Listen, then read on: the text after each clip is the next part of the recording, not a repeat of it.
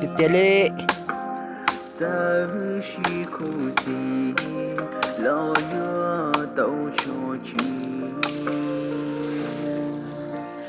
vì do con chỉ vui lo chi sầu ta có vua lo vua nhé còn bao tớ lo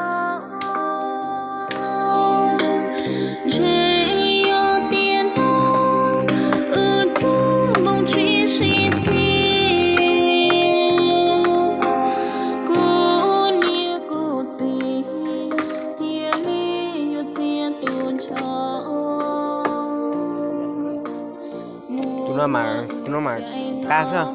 Nó chéo toàn đấy. Mấy kìa. Cái này có một cái khô này.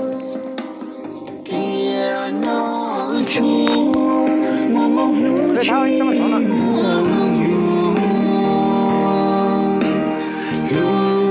Cái này vẻ rồi, tốt rồi đấy. Đâu? À. Để quá.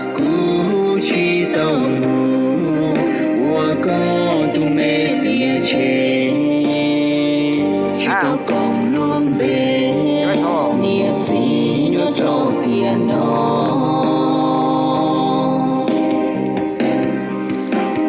ý sinh con thao người chỉ tao lẫn ý cô mà chỉ có luôn chuyện một trong rồi chia phá lửa kia chia ước của mùa gió mùa tao có trâu lo nhớ